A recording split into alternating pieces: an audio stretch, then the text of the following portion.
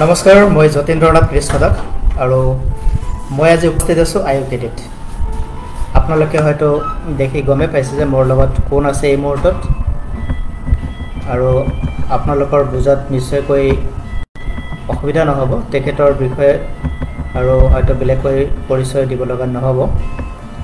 তেখেত ডাক্তৰ কুমাৰ নাথ। আজি আমি ইয়ালৈকে আহিছোঁ আৰু অহাৰ এটা বিশেষ উদ্দেশ্য আছে। ৰাতিপুৱা মই আপোনালোকক হয়তো সেই কথাটো অৱগত কৰাইছিলোঁ যে আজি আমি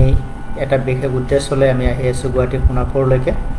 আৰু সোণাপুৰৰ এটি বিশেষ ইভেণ্টত আমি আজি উপস্থিত আছিলোঁ। আৰু তাৰ পৰা আজি আমি এই লাইভ ছেশ্যনটো কৰিছোঁ। বিষয়টো হৈছে যে উত্তৰ পূৰ্বাঞ্চলৰ প্ৰথমখন হস্পিটেল, কিডনী হস্পিটেল, আপোনালোক সকলোৱে জানে, সেয়া হৈছে IUKD, institute of urology and kidney disease. কিন্তু এই কিডনী ডিজিজ হস্পিটেলখনে কিন্তু এটা নতুন পদক্ষেপ লৈছে, আৰু সেইকাৰণে আমাৰ টাইটেলত আমি দিছোঁ যে ডাক্তৰ অৰূপ কুমাৰ নাথৰ এটি সাহসী পদক্ষেপ বুলি কৈছোঁ। কাৰণ অসমত এনেকুৱা এটা অত্যাধুনিক ব্যৱস্থা, যিটো সময়ত অস্ত্ৰোপচাৰ এগৰাকী ছাৰ্জনে কৰে, বিশেষভাৱে অভিজ্ঞতা লৈ পোনপ্ৰথমবাৰৰ বাবে উত্তৰ পূৰ্বাঞ্চলত অৰ্থাৎ অসমৰ মানুহে দেখিব ৰবট এটাৰ জৰিয়তে এটি সুন্দৰ সুস্থ জীৱন প্ৰদান কৰাৰ কাৰণে অস্ত্ৰোপচাৰ। ক'ৰ পৰা কেনেকৈ ভৱিষ্যত হয়, ৰবটিক চাৰ্জাৰী যিটো আমাৰ যিসকল সাধাৰণ নাগৰিক, জনসাধাৰণ, তেওঁলোকৰ মাজত হয়তো এটা সদায় থাকিব পাৰে যে ৰবট এটাই চাৰ্জাৰী কৰি আছে, চাৰ্জনে কৰা নাই। মই প্ৰথমতেই এই কথাটো মই তেওঁলোকক জানিব দিব বিচাৰিছোঁ যে চাৰ্জন এজনে ৰোগী এজনৰ শৰীৰৰ ভিতৰত অংগ প্ৰত্যংগবিলাকত যি ধৰণে চাৰ্জন এজনে কাৰ্যটো সম্পাদন কৰিব, সেই বস্তুটো আমাৰ যি ৰবটিক চাৰ্জাৰীৰ যিটো মেচিন থাকে, মেচিনটোত এটা ঠিক তেনেধৰণৰ এটা পৰিৱেশ চাৰ্জনজনৰ আগত এটা 3 ডাইমেনশ্যনেল ভিউ, এটা পেচেণ্টৰ শৰীৰৰ ভিতৰৰ এটা 3 ডাইমেনশ্যনেল ভিউ থাকিব। সেই 3 ডাইমেনশ্যনেল ভিউটোত তেওঁ সেই বিশেষ অস্ত্ৰোপচাৰটো কি ধৰণে কৰিব, সেইটো তেওঁ যেতিয়া মুভমেণ্টবিলাক কৰিব, তেতিয়া যি ৰবটিক আৰ্মছ থাকে, সেই ৰবটিক আৰ্মছে ৰোগীৰ শৰীৰত চাৰ্জনজনে যি ধৰণৰ মুভমেণ্ট কৰিছে, যি ধৰণৰ কলা কৌশল ইউজ কৰিছে সেই বিশেষ 3D এনিমেশ্যনটোত, সেই মুভমেণ্টবিলাক বা সেই কলা কৌশলখিনি অত্যাধুনিক ৰবটিক চাৰ্জাৰীৰ দ্বাৰা খুব প্ৰিচাইজলি ৰোগীৰ শৰীৰত হ'ব, সেই কাৰ্য সম্পন্ন হ'ব। গতিকে ইয়াতে ৰবটিক যি ইনষ্ট্ৰুমেণ্ট, যি মেচিন, যিটো আমি আৰ্টিফিচিয়েল ইণ্টেলিজেঞ্চ বুলি ক'ব পাৰোঁ, তাৰ দ্বাৰা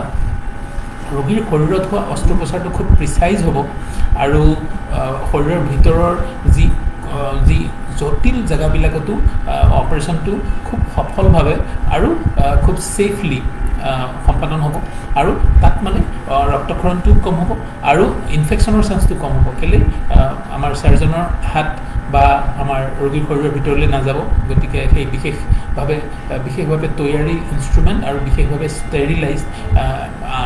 এণ্টি ইনফেকশ্যন যিবিলাক প্ৰচেছত কৰা হয়, খুব অত্যাধুনিক পদ্ধতিৰে কৰা মেচিন ভিতৰলৈ যাব। গতিকে ৰবটিক চাৰ্জাৰীত চাৰ্জনে কৰা কামখিনিয়ে এটা বিশেষভাৱে প্ৰস্তুত ৰবটিক আৰ্মৰ দ্বাৰা কৰা হ'ব। আৰু যিহেতু গোটেই ভাৰতবৰ্ষত এই ধৰণৰ প্ৰচিডিউৰবিলাক যথেষ্ট সময়ৰ পৰাই চলি আহিছিলে, অসমত ইউৰলজি বিভাগত এই ধৰণৰ অত্যাধুনিক চাৰ্জাৰী বা শল্য চিকিৎসাবিলাক হোৱা নাছিল কাৰণে ৰোগীসকল বাহিৰলৈ যাব লগা আছিলে। আৰু আমাৰ এটা ইচ্ছা সদায় আছিল যে এই ধৰণৰ যি বিশ্ব মানদণ্ডৰ বা উন্নত মানদণ্ডৰ চিকিৎসা ৰোগীসকলে যাতে আমাৰ স্থানীয়ভাৱে পায়, নিজাববীয়াকৈ পায়, আৰু কম খৰচত পায়, বা ৰোগীৰ বাহিৰলৈ অহা যোৱা সময়ত যি কষ্ট খৰচ সেইখিনি যাতে কমাব পৰা যায়, বা আমাৰ সাধাৰণ নাগৰিকসকলেও যাতে খৰচ কৰি ৰবটিক চাৰ্জাৰীৰ দৰে যি আমাৰ খুব অত্যাধুনিক চাৰ্জাৰীও যাতে তেওঁলোকে সুবিধাখিনি স্থানীয় হৈ হ'ব। মই দৰ্শকৰ কাৰণে স্পষ্ট কৰিব বিচাৰিম যে এই ৰবটিক চাৰ্জাৰীৰ যিটো ধাৰণা, হয়, আপোনাৰ মনলৈ কেনেকৈ আহিল? ৰবটিক চাৰ্জাৰীৰ ধাৰণাটো ঠিক সেই কথাটোৱে মই ক'ব বিচাৰিছোঁ যে যিহেতু ভাৰতবৰ্ষৰ বিভিন্ন চহৰত, ডাঙৰ চহৰত এই ধৰণৰ অস্ত্ৰোপচাৰবিলাক কিছু সময়ৰ পৰা হৈ আছিলে, আৰু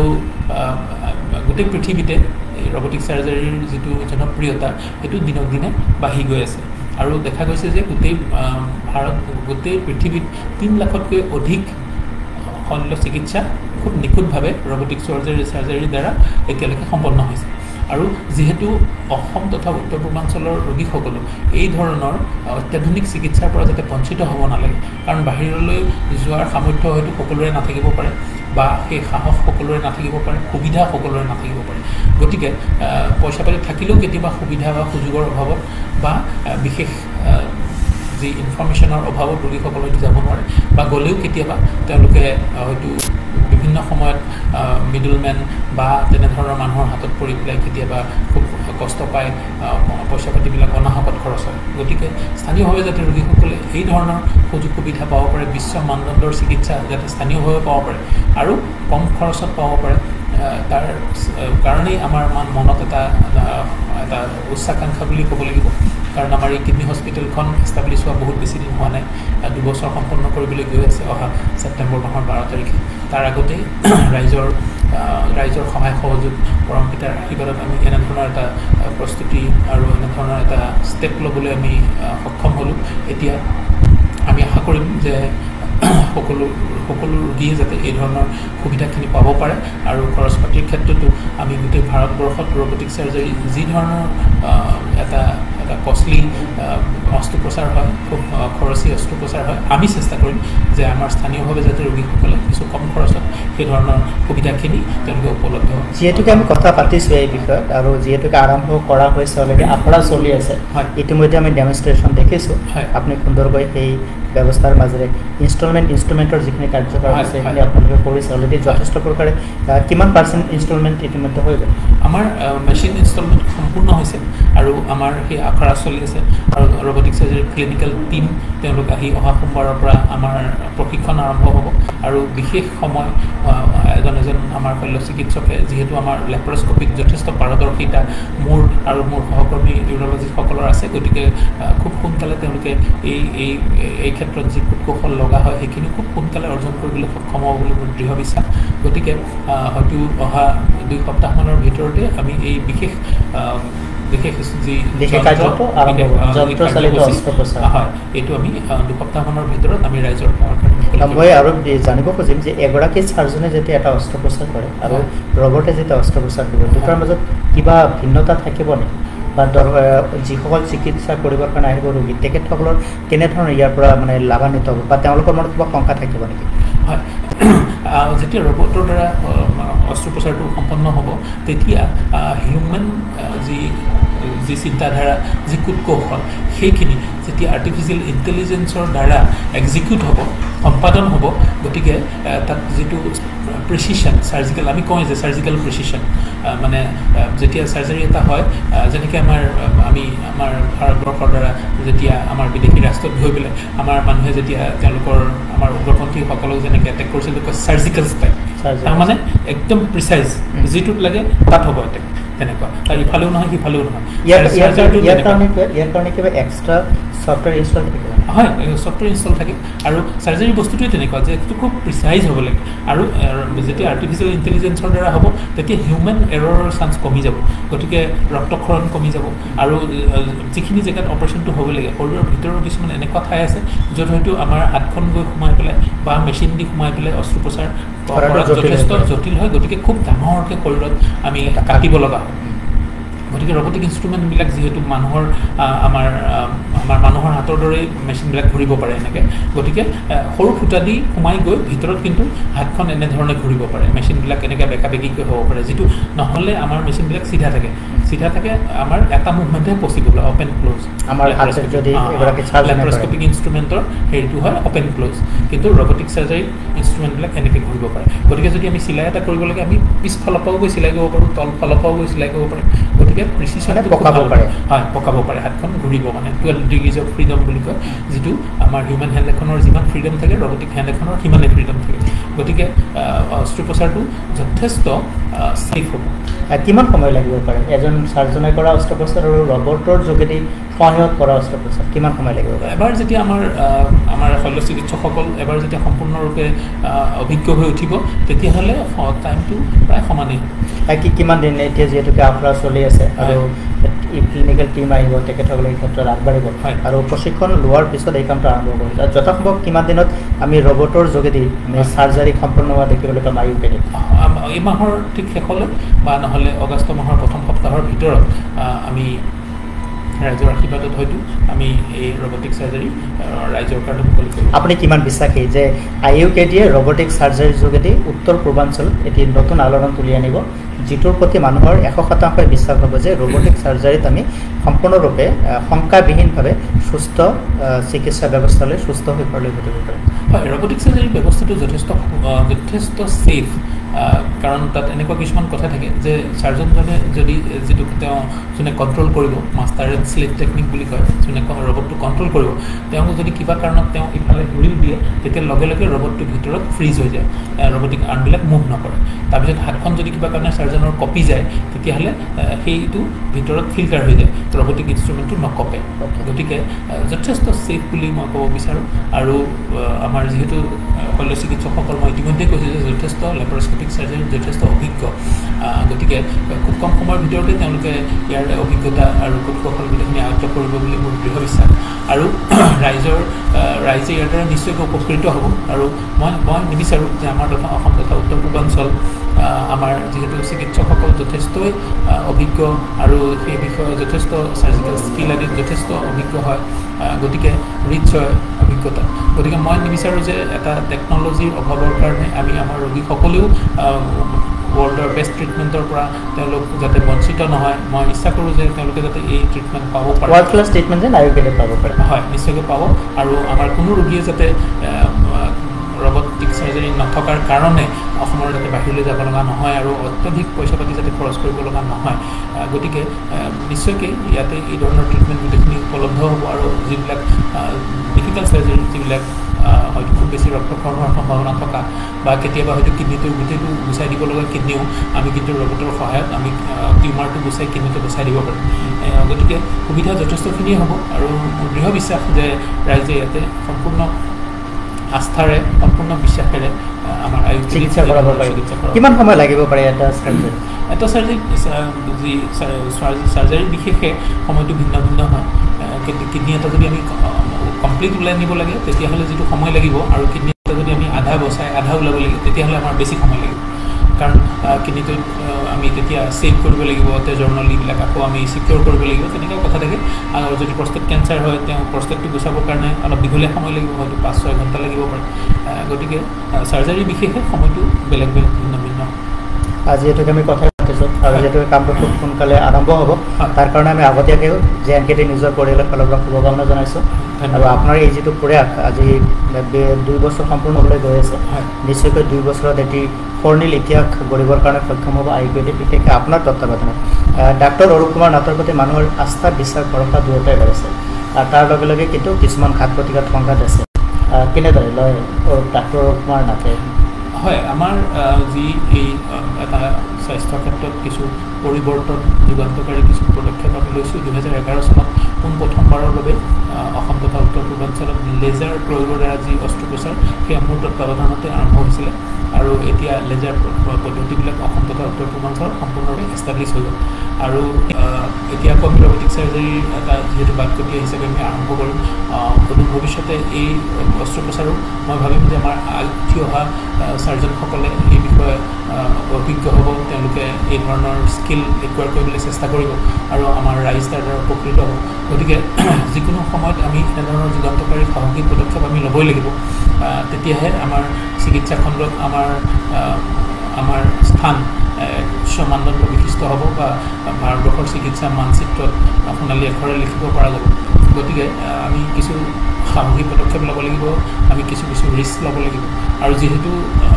আমাৰ যি চিকিৎসা ব্যৱস্থাটো এনেকুৱা যে এজন ৰোগীয়ে আমাৰ ওচৰলৈ আহে আৰু আহোঁতে তেওঁৰ শৰীৰত বিভিন্ন ধৰণৰ অসুবিধা থাকিব পাৰে চুগাৰ থাকিব পাৰে প্ৰেছাৰ থাকিব পাৰে হাৰ্টৰ প্ৰব্লেম থাকিব পাৰে কিন্তু তেনে এজন ৰোগীৰ যেতিয়া কৰ্কট ৰোগ লৈ আহিব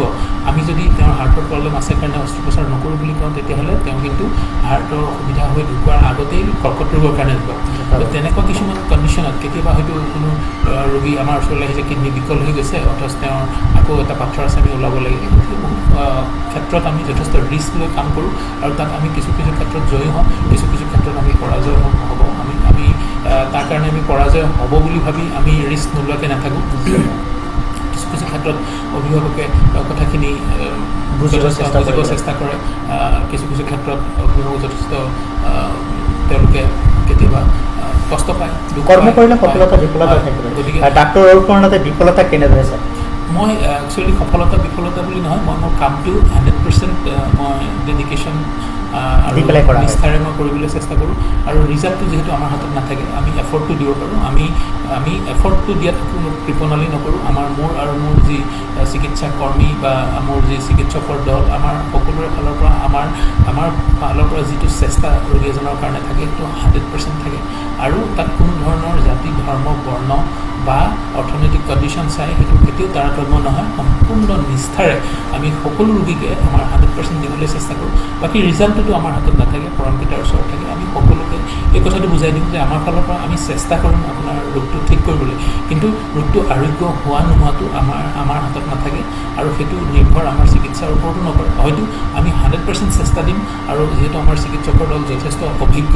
আৰু এটা ডাঙৰ চিকিৎসকৰ ইউৰলজিৰ দল, যিটো হয়তো গোটেই ভাৰতবৰ্ষতেই বিৰল। এজন ইউৰলজি বিশেষজ্ঞই এটা অস্ত্ৰোপচাৰ কৰাটো যথেষ্টই বিৰল। গতিকে সেই অভিজ্ঞতাৰ ফালৰ পৰা আমি ৰোগী এজনক যিখিনি আমাৰ ফালৰ পৰা দিব লাগে সেইখিনিত আমি কেতিয়াও কৃপণালি নকৰোঁ, কিন্তু ৰিজাল্টটো আমাৰ হাতত নাথাকে। মই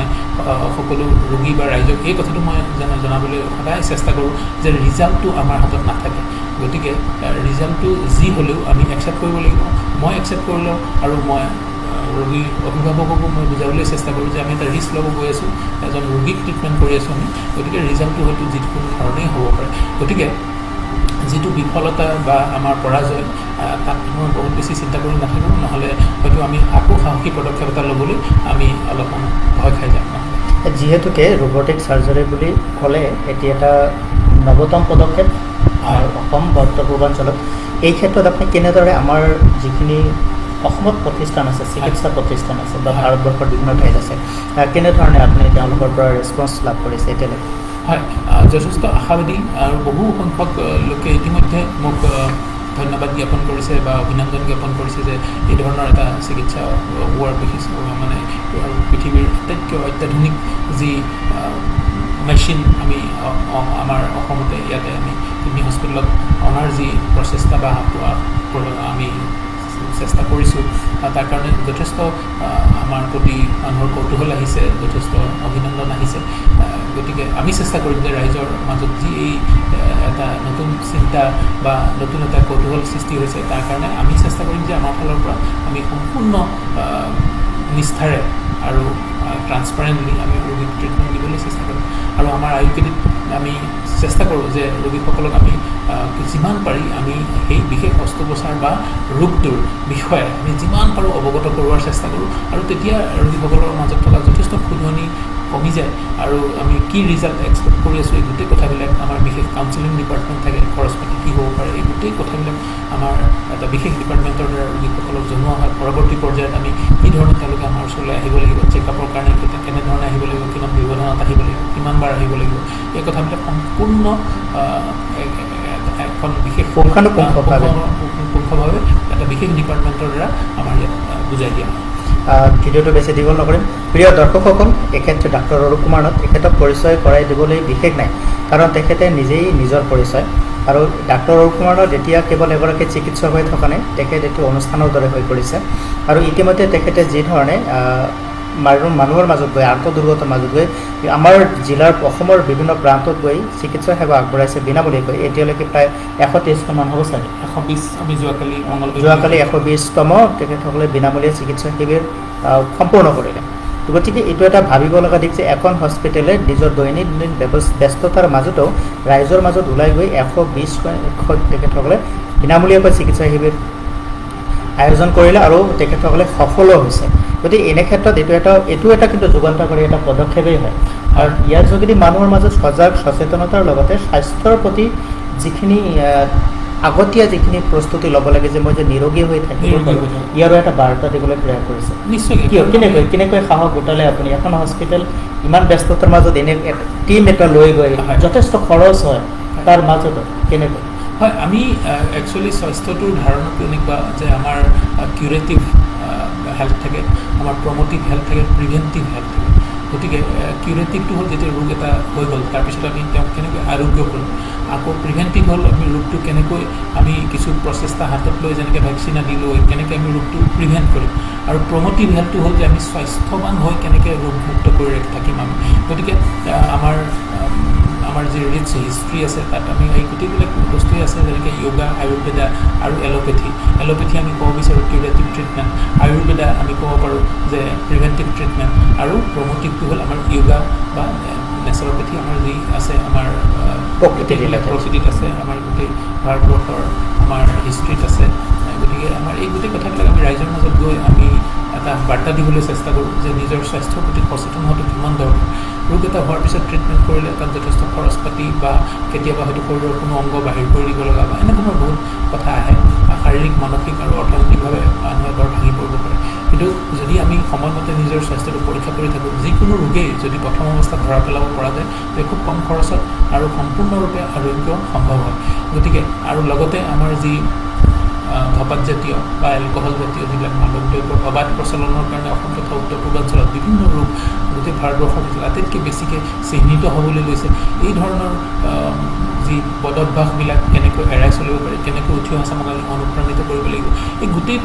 ব্যৱস্থাবিলাক বা গোটেই বাৰ্তাবিলাক আমি দিবলৈ চেষ্টা কৰোঁ আৰু তাৰ কাৰণে এটা বিনামূলীয়া চিকিৎসা শিবিৰৰ দ্বাৰা ৰাইজৰ মাজলৈ যাবলৈ সহজ কাৰণ আমাৰ সাধাৰণ মানুহৰ মনত এটা ভয় থাকে যে আমি যদি ডক্টৰৰ ওচৰলৈ যাওঁ বহুত পৰীক্ষা পাতি কৰিবলৈ দিব ঔষধ পাতি ধেৰ লিখিব গতিকে খৰচ পাতি ধেৰ হ'ব ডক্টৰজনক আমি গৈ পাম নে নাপাম তেনেধৰণৰ কথা থাকে কিন্তু আমি যেতিয়া বিনামূলীয়া চিকিৎসা ব্যৱস্থাৰ কাৰণে আমি যেতিয়া যাওঁ মই মোৰ সহকৰ্মীসকল যাওঁ আমি প্ৰথমতে এনেধৰণৰ এটা উদ্দেশ্য লৈ গৈছিলোঁ কিন্তু এতিয়া এইটো এটা আমাৰ এটা চিৰাচৰিত আমি ৰেগুলাৰলি কৰি থকা সপ্তাহত দুবাৰকৈ আমি ৰাইজৰ মাজলৈ যাওঁ এতিয়া আৰু এতিয়া এনেকুৱা লাগে যে হস্পিটেলত যি 5 দিন থাকি আমি কাম কৰোঁ তাতকৈ যেন আমি এই যি 2 দিন ৰাইজৰ মাজলৈ নিস্বাৰ্থভাৱে সম্পূৰ্ণ বিনামূলীয়াকৈ আমি ৰাইজৰ মাজলৈ যাওঁ সেই 2 দিনৰ কাৰণে আমি অধিক আগ্ৰহেৰে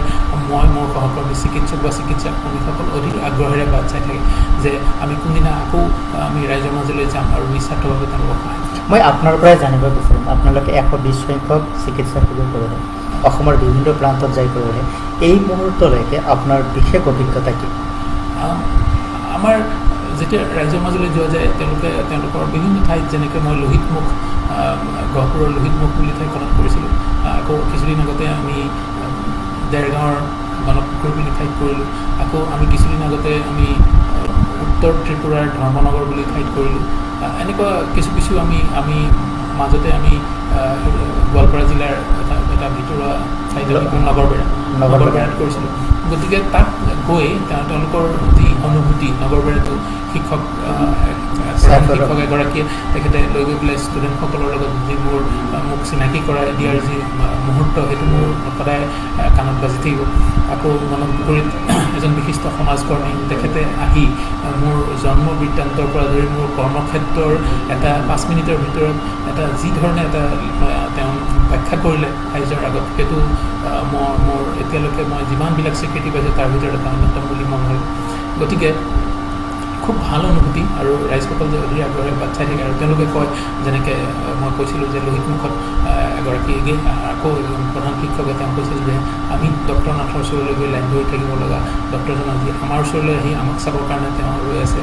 তাতকৈ ডাঙৰ কথা হ'ব ডাঙৰ কমপ্লিমেণ্ট তেতিয়া আমি আৰু কষ্ট কৰিবৰ কাৰণে আমি অনুপ্ৰেৰণা পাওঁ আৰু সঁচা যি মৰম ভাল পোৱা সেইটো কিন্তু মই এই যি 120টা কেম্পৰ দ্বাৰাই যি পাইছোঁ সেইটো মই কেতিয়াও অভিজ্ঞতা হোৱা নাছিল আৰু তাৰ কাৰণে মই JNKD নিউজ বা আপোনাক মই অন্তৰৰ নিভৃত সম্পূৰ্ণৰ পৰা ধন্যবাদ দিব লাগিব কাৰণ আমি আগতেও কৰি আছিলোঁ কিন্তু আপোনাক যি আমি দৰঙৰ চমুপাৰা তাত যি লগ পাইছিলোঁ চমুপাৰাত লগ পোৱাৰ পিছত আমাৰ এই গোটেই যাত্ৰাটোৱেই এটা বৰ্ণিল যাত্ৰা আৰু এটা অভাৱনীয়ভাৱে সফল যাত্ৰালৈ ৰূপান্তৰিত হ'ল আৰু তাৰ পিছৰ পৰাই আমাৰ গোটেই আমাৰ টিমটো ইমান অনুপ্ৰাণিত হ'ল যে আমি তাৰ পিছৰ পৰাই আমি এতিয়া সেইটো এটা যেতিয়া চেগাচুৰকাকৈ কৰিছিলোঁ আৰু এতিয়া আমি নিয়মিতভাৱে কৰিবলৈ লৈছোঁ আৰু মই যি ক'লোঁ যে এই যি দুদিন আমি বাহিৰলৈ যাওঁ সেই দুদিনৰ কাৰণে যেন আমি অধিক আগ্ৰহেৰে বাছি থাকোঁ ইয়াৰ কাৰণে আপোনাৰ প্ৰাধান্যতা আৰু কথাই আছে যে যদি সৎ শুদ্ধ ভাৱনা আৰু জনসেৱাৰ মনোভাৱ থাকে তেনেহ'লে তাৰ ব্যস্ততাৰ মাজতো জনতাৰ কাৰণে সময় ওলায় আৰু তাৰে ভিতৰত আপুনি এগৰাকী আৰু ইতিমধ্যে আপুনি বহুতো বিবোধেৰে আপুনি ইতিমধ্যে বিভূষিত হৈছে আপোনাৰ তেনেকৈ ক'বলৈ নাই কিন্তু বিশেষভাৱে মানৱ এগৰাকী মানৱ দৰদী হোৱাটো প্ৰত্যেকগৰাকী মানৱৰ কাৰণে এটা চেলেঞ্জিং মুভমেণ্ট হয় আৰু সেই ক্ষেত্ৰত আপুনি সাৰ্থক হৈছে বুলি আমিও বিবেচনা কৰোঁ আৰু সেইকাৰণে হেল্পিং হেণ্ডে খুব সন্মানপূৰ্বকভাৱে আপোনাক মানৱ দৰদী উপাধি তথা বঁটাটো প্ৰদান কৰি গৌৰৱ আজিও অনুভৱ কৰে গতিকে আপোনাৰ এই যাত্ৰা জয়যাত্ৰা হৈ থাকক আমি তাক কামনা কৰিছোঁ ৰবটিক চাৰ্জাৰীৰ কথা পাতিছোঁ ৰবটিক যিহেতুকে ইয়াতে চাৰ্জাৰী কৰা হ'ব আৰু ইতিমধ্যে আপুনি ৰোগীৰ মনৰ শংকা আঁতৰাবৰ কাৰণে স্পষ্টভাৱে গোটেইখিনি কথা ক'লে যে এগৰাকী চাৰ্জনে অস্ত্ৰোপচাৰ কৰোঁতে কিছুমান হয়তো শংকা বা কিছুমান ত্ৰুটি হোৱাৰ চান্স থাকে আৰু ৰবটিক কৰাৰ পিছত কিন্তু সেইখিনি নাথাকিব কাৰণ যিহেতুকে এইটো পিন পইণ্ট ডিটেক্ট কৰি পেলাই তাৰ অস্ত্ৰোপচাৰটো সম্ভৱ হ'ব নিশ্চয়কৈ এই ব্যৱস্থাটো খুব খৰচীয়াল হ'ব বহুত মানুহ হয়তো চিন্তা কৰিছে যে এনে অস্ত্ৰোপচাৰ কৰিলে ইমান টকা যে আকৌ ৰবটেৰে কৰিলে কিমানখিনি টকা যে মানুহৰ মনত প্ৰশ্ন আহিব পাৰে তো যদি আপুনি অলপমান স্পষ্ট কৰি দিয়ে তেওঁলোকে আহিবৰ কাৰণে সুবিধা পায় হয় আমি যিহেতু ৰবটিক গোটেই প্ৰচেষ্টাটো যথেষ্ট ব্যয়বহুল হয় আৰু যথেষ্ট খৰচীও হয় গতিকে এতিয়ালৈকে অসমৰ বাহিৰত যি ধৰণৰ ৰেগুলাৰ ৰবটিক চাৰ্জাৰী আদি হৈ আছিলে সম্পন্ন হৈ আছিলে আমাৰ যথেষ্ট ৰোগীৰ হয়তো সেই অভিজ্ঞতাও আছে বাহিৰত গৈ পেলাই ৰবটিক চাৰ্জাৰী কৰি পৰৱৰ্তী পৰ্যায়ত আমাৰ ওচৰত চেকআপৰ কাৰণেও আহিছে কিন্তু আজিয়ে মই এটা ৰাইজৰ আগত এটা মই অংগীকাৰ কৰিছোঁ যে আমাৰ আয়ুকেডিত যি ৰবটিক চাৰ্জাৰীৰ খৰচ আহিব সেইটো সৰ্বভাৰতীয় লেভেলত যি খৰচ হয় তাৰ আধা খৰচত আমি কৰিম তাতকৈ আধা হয় সৰ্বভাৰতীয় 50 হ'ব যদি বাহিৰত যদি 10 লাখ টকাত এটা ৰবটিক চাৰ্জাৰী অস্ত্ৰোপচাৰ সম্পন্ন হৈছে খুব জটিল সেইটো আমাৰ আয়ুকেডিত 5 লাখ টকাৰ ভিতৰত এইটো সম্ভৱ কৰিবলৈ মই এইটো অংগীকাৰ কৰিছোঁ বুলি কৈছোঁ গতিকে মই চেষ্টা কৰিম আৰু চেষ্টাৰ অসাধ্য একো নাই চেষ্টা কৰিলে নিশ্চয়কৈ আমি কৰিব পাৰিম প্ৰিয় দৰ্শকসকল আপোনালোকে শুনিলে যে এটা সাহসী পদক্ষেপ এটি যন্ত্ৰৰ দ্বাৰা অস্ত্ৰোপচাৰ এগৰাকী চাৰ্জনৰ মনৰ কিমান সাহস হ'ব পাৰিব যিটো সাহসৰ যোগেদি এনেকুৱা এটা পদক্ষেপ ল'ব পাৰে আয়ুকেডিত উত্তৰ ভাৰতৰ প্ৰথমখন কিডনী হস্পিটেল আয়ুকেডি আৰু আয়ুকেডিৰ এই বিশেষ পদক্ষেপ ডাক্তৰ ৰূপানাথ আৰু সেই সম্পৰ্কে আমি কথাটো শুনিছিলোঁ তেখেতৰ সৈতে কথা বতৰা হৈছিল আৰু তেখেতে অতি আন্তৰিকতাৰে আমাক এবাৰ ইয়ালৈকে মাতিছিল আৰু আমাৰো দায়বদ্ধতা আছে কাৰণ আমি ইয়ালৈকে আজি আহিছোঁ আৰু তেখেতৰ পৰা কথাখিনি জানি আপোনালোকক জনাবৰ কাৰণে প্ৰয়াস কৰিলোঁ প্ৰিয় দৰ্শকসকল আপোনালোকে কথাখিনি শুনিব আৰু ভিডিঅ'টো আপোনালোকে লাইক কমেণ্ট শ্বেয়াৰ কৰিব কাৰণ এই বাৰ্তাটোতে আমি পঠাব বিচাৰিছোঁ যেন ৰোগাক্ৰান্ত হৈ তেখেতসকলে নিজৰ মনোবেদনাৰ কষ্ট লৈ জীৱনটো অতিবাহিত নকৰি অকণমান সময় ওলাই আহি আয়ুকেডিত তেখেতসকলে নিজক দেখুৱাওক ডাক্তৰ ৰূপনাথক সাক্ষাৎকাৰ কৰক আৰু আয়ুকেডিত যিটো ছিষ্টেম আছে সেই ছিষ্টেমৰ মাজত আপুনি এবাৰ নিজক জড়িত কৰক আমি আশা কৰোঁ আপোনালোকে খুবেই সুস্থতা লাভ কৰিব আৰু খুব শীঘ্ৰেই লাভ কৰিবলৈ সক্ষম হ'ব পদক্ষেপত আপুনি কি আহ্বান জনাব আয়ুকেডিৰ ফালৰ পৰা আয়ুকেডিয়ে কেনেদৰে আমাৰ আৰ্থ দুৰ্গতসকলক সহায় কৰিব পাৰে আৰ্থ দুৰ্গতই কেনেদৰে আয়ুকেডিৰ ওপৰত নিজৰ আৰ্থিক দৈন্যতাক নেওচি নিজৰ সুস্থ জীৱন কামনাৰে ইয়াত আহি চিকিৎসা কৰিব পাৰিব হয় আমি বিভিন্ন ক্ষেত্ৰত এনেকুৱা আমি কৰিছোঁ বহুকেইজন ৰোগীকো আমি সম্পূৰ্ণ বিনামূলীয়াকৈ আমি কৰিমগঞ্জৰ এগৰাকী ৰোগী তেখেতক আমি সম্পূৰ্ণ বিনামূলীয়াকৈ ইয়াতে চিকিৎসা কৰাইছিলোঁ কাৰণ তেখেতে বহুত ঠাইত ঘূৰি আমাৰ খবৰ পাই আহি ক'লে যে ডক্টৰ নাথ আপোনাৰ খবৰ পাই আহিছোঁ আপুনি অস্ত্ৰোপচাৰটো কৰিব লাগিব কিন্তু মোৰ দিবলৈ একো নাই আৰু যেতিয়া মই সম্পূৰ্ণ বিনামূলীয়াকৈ তেওঁক চিকিৎসা কৰি পঠিয়ালোঁ যোৱাৰ সময়ত তেখেতৰ পকেটৰ পইচাৰে মোক আহি চেম্বাৰত আহি লগ ধৰি ক'লে যে ছাৰ আপোনাক একাপ চাহ খাব বিচাৰিছোঁ তো সেই চাহটোৰ মূল্যটো মই ভাবোঁ তাৰ কোনো মূল্য নাই একেবাৰে অমূল্য মানে তেওঁ হয়তো কিছু পইচা দি অস্ত্ৰোপচাৰ কৰিলেও মই হয়তো সেই সুখানুভূতিটো নাপালোঁহেঁতেন গতিকে তেনেকৈ কৰিছোঁ আমি আৰমান হুছেইন বুলি এজন ল'ৰা মানকাছাৰৰ তেওঁকো সম্পূৰ্ণ বিনামূলীয়াকৈ আমি লেজাৰ পদ্ধতিৰ দ্বাৰা তেওঁৰ কিডনীৰ তলত থকা ব্লক এটা গুচাই দি ল'ৰাজন আজি সম্পূৰ্ণ সুস্থ হৈছিলে আগতে কেথেটাৰত থাকিব লগা আছিল এতিয়া তেওঁ কেথেটাৰ নোহোৱাকৈ আৰু যথেষ্ট সুস্থ হৈছে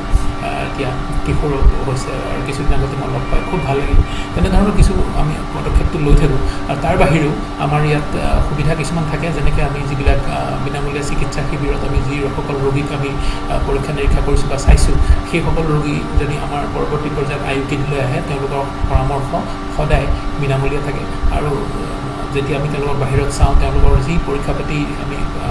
পৰামৰ্শ দিওঁ সেই পৰীক্ষাবিলাকো আমাৰ ইয়াত যদি কৰে বা চিকিৎসা আদি কৰে তেতিয়াহ'লে তাতো বিশেষ ৰেহাইৰ ব্যৱস্থা থাকে সময়ে সময়ে আমি যেনেকৈ প্ৰত্যেক মাহৰ দ্বিতীয় আৰু চতুৰ্থ শনিবাৰ আমি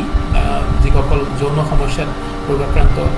লোক আছে তেওঁলোকক আমি সম্পূৰ্ণ বিনামূলীয়াকৈ চাওঁ আকৌ পৰীক্ষা নিৰীক্ষা আৰু ট্ৰিটমেণ্টতো তেওঁলোকৰ বিশেষ ৰেহাই থাকে তাৰ বাহিৰেও অসম তথা ভাৰত চৰকাৰৰ অভিলেখী আয়ুষ্মান ভাৰত আঁচনি আমাৰ ইয়াত উপলব্ধ আৰু প্ৰযোজ্য হয় আৰু তাৰপিছতো যদি কোনো ৰোগীৰ বিশেষ সুবিধা থাকে তেওঁলোকে আহি যদি মোক লগ ধৰে মই নিশ্চয়কৈ যে পইচাৰ অভাৱৰ কাৰণে যাতে তেওঁ আয়ুকেডিৰ যি সেৱা তাৰ পৰা যাতে বঞ্চিত নহয় সেইটো আমি এনচিঅ'ৰ কৰিবলৈ চেষ্টা কৰোঁ আৰু আমি আগলৈও চেষ্টা কৰিম যে ৰাইজৰ সহায় সহযোগ আৰু পৰম পিতাৰ আশীৰ্বাদ থাকিলে আমি এনেধৰণে ৰাইজক এটা বিশেষ সেৱা প্ৰদান কৰি যাবলৈ আমি যেন সক্ষম হয় এইখিনি সময় দিয়াৰ কাৰণে আপোনাক ধন্যবাদ জ্ঞাপন কৰিলোঁ বহুত ব্যস্ততাৰ মাজত ৰাইজৰ কাৰণে আপুনি এইখিনি অৱদান আপোনাৰ দাঙি ধৰিলে আৰু আজি আয়ুকেডিৰ মাজত সেৱা উপলব্ধ হ'বলৈ গৈ আছে নতুনকৈ ৰবটিক চাৰ্জাৰী এই ৰবটিক চাৰ্জাৰীৰ এটি বিশেষ নিশ্চয়কৈ এটা চেলেঞ্জিং হ'ব আৰু সেই চেলেঞ্জটোক আমি নিশ্চয়কৈ যাম আৰু ডাক্তৰ অৰূপ কুমাৰ নাথ তথা আয়ুকেডিত থকা ইউৰলজিষ্টসকলে কি ধৰণে সফল হয় সেয়াও এটা লক্ষণীয় দিশ হ'ব গতিকে সকলোৱে মিলি আমি ভগৱন্ত পৰমেশ্বৰৰ ওচৰত প্ৰাৰ্থনা জনাইছোঁ ডাক্তৰ অৰূপ কুমাৰ নাথৰ এই সাহসী পদক্ষেপ সফলতা লাভ কৰক আৰু আয়ুকেডিৰ জয়কাৰ হওক ইয়াৰ বাহিৰত নোযোৱাকৈ আমি অসমত থাকি অসমৰ মানুহে যেন উন্নতমানৰ চিকিৎসা লাভ কৰিব পাৰোঁ আৰু সুস্থ দেহ মন লাভ কৰি আমি সুস্থ সমাজ নিৰ্মাণৰ কাৰণে প্ৰত্যেকেই গুৰুত্বপূৰ্ণ ভূমিকা আগবঢ়াব পাৰোঁ আপোনালোকে ইমান পৰে আমাৰ সাক্ষাৎকাৰটি শুনিলে পোনপটীয়াকৈ আমি কথা পাতিছোঁ আনকাট আপোনালোকে এটি সাক্ষাৎকাৰ শুনিবলৈ পাইছে ইয়াৰ যোগেদি আপোনাৰো নিশ্চয়কৈ এটা গুৰু দায়িত্ব আছে যে এই বাৰ্তাটো আপুনি কাৰোবাক সহায় কৰিব নোৱাৰিলেও বাৰ্তাটো শ্বেয়াৰ কৰি আপোনাৰ এটা গুৰুত্বপূৰ্ণ মন্তব্য প্ৰদান কৰি ভুল ত্ৰুটিখিনি গাঙুলিয়াই দিলেও আপুনিও কাৰোবাৰ উপকাৰ কৰিব পাৰিব আৰু ইয়াও আপোনাৰ গুণময় জীৱনৰ এটি গুণকৃতি আপোনাৰ থাকি যাব গতিকে আমি আশা কৰিম আপোনালোকে অন্য প্ৰকাৰৰ সহায় কৰিব নোৱাৰিলেও কাৰোবাক আয়ুকেডিৰ ঠিকনা দি যিসকল কিডনি প্ৰস্ৰাৱ সমস্যা প্ৰষ্টেট আদি সমস্যাত ভুগি আছে তেওঁলোকক সঠিক মাৰ্গ দেখুৱাওক আৰু ডাক্তৰ অৰূপ কুমাৰ নাথে ইতিমধ্যে তেখেতে অংগীকাৰ কৰিছে যে ইয়াত আহিলে বিশেষভাৱে যদি কিবা সহায় সুবিধা কৰিব লগা হয় তেওঁলোকে নিজৰ ফালৰ পৰা কৰি আছে তাৰো কেইবাটাও দৃষ্টান্ত দাঙি ধৰিছে আমি আশা কৰিম উন্নতমানৰ চিকিৎসা ব্যৱস্থা আমি আয়ুকেডিতে লাভ কৰিবলৈ সক্ষম হ'ম জিএনকেডি নিউজৰ এই বাৰ্তাটোক আপোনালোকে শ্বেয়াৰ কৰক আৰু আয়ুকেডিলৈকে আপোনাৰ এটি যদি ক্ষুদ্ৰতম অৱদানেৰে কাৰোবাৰ জীৱন ৰক্ষা কৰে ইয়াৰ নিশ্চয়কৈ আপোনাৰ দ্বাৰা এটি ভাল কৰ্ম পূৰ্ণ কৰ্মই হ'ব আমি পুনৰবাৰ আপোনাক ধন্যবাদ আৰু শুভকামনা জনাইছোঁ অনাগত দিনত যি ৰবটিক চাৰ্জাৰীৰ কাম আৰম্ভ হ'ব ইয়ে সফলপূৰ্বক আগবাঢ়ি গৈ থাকিব আৰু আমাৰ চিকিৎসা জগতৰ স্বৰ্ণীল ইতিহাসত স্বৰ্ণীল আখৰেৰে ডাক্তৰ অৰূপ কুমাৰ নাথৰ এই সাহসী পদক্ষেপৰ প্ৰশংসা কৰা হ'ব পুনৰবাৰ সকলোৰে শেষত আপুনি কি জনাব বিচাৰিব হয় আমি আমাৰ উদ্দেশ্য এটাই যে সকলো ৰাইজে যাতে সুস্থ থাকে তেওঁলোকে যাতে স্বাস্থ্যৱান হৈ থাকে আৰু নিজৰ স্বাস্থ্যটো ধৰি ৰাখিব পাৰে তাৰ কাৰণে তেওঁলোকে নিজৰ পৰা যাতে কিছু পৰিমাণে চেষ্টা কৰে আৰু নিজৰ শৰীৰটো অনিষ্ট হ'ব পৰা কামবিলাক যাতে কৰে ধন্যবাদ জনালোঁ আপোনাকো আৰু ধন্যবাদ জনালোঁ প্ৰিয় দৰ্শকসকল ভিডিঅ'টো লাইক কমেণ্ট শ্বেয়াৰ কৰিব সাক্ষাৎকাৰটো যেন আপোনাৰ যোগেদি অন্যজনেও পায় আপোনাৰ প্ৰিয়জন পায় আৰ্তদুৰ্গতসকলে পায় আমি যদি কাৰোবাৰ জীৱনৰ অকণমানৰ সুখানুভূতি উভতাই আনি মুখত তেওঁলোক কৰা হাঁহি দিব পাৰোঁ জীৱনৰ সুখানুভূতি তাতেই বিচাৰি পাব পাৰোঁ ধন্যবাদ